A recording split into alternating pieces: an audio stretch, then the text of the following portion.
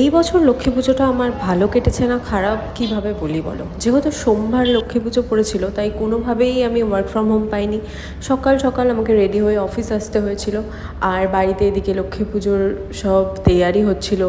আমারও মন চাইছিল বাড়িতে থাকতে, বাট সম্ভব হলো না, কিছুতেই তো ওয়ার্ক ফ্রম হোম পেলাম না। বাট আমি ভেবেছিলাম তাড়াতাড়ি বেরিয়ে যাব, বাড়ি গিয়ে সুন্দর করে আলপনা দিয়ে শাড়ি পরে রেডি হয়ে লক্ষ্মী পুজোটা এনজয় করব। বাট এত দুঃখের বিষয় যে আমি বাড়ি আসার সঙ্গে সঙ্গেই দেখি যে আমি বাড়ি আসার আগেই পুরোহিত মশাই এসে পুজো করে দিয়ে চলে গেছে।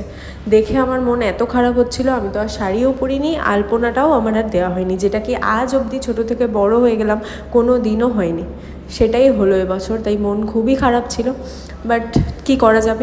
এখন যেটা দেখছো এটা আমাদের বাড়িতে একটা নিয়ম আছে, প্রত্যেক বাড়ি তোমাদেরকে দেখাই যে 14 পুরুষকে খই চিড়ে ডাবের জল অনেক কিছু দিয়ে মেখে আজকের দিনে উৎসর্গ করা হয়, দেওয়া হয়। সেটাই মাখছে মাম্মাম। আর এদিকে দেখো অভি যেহেতু এইটা দেবে তাই জন্য ও স্নান টান করে ধুতি টাইপের পরে ওই ধুতিটাকেই পেঁচিয়ে পরে নিয়েছে আর কি।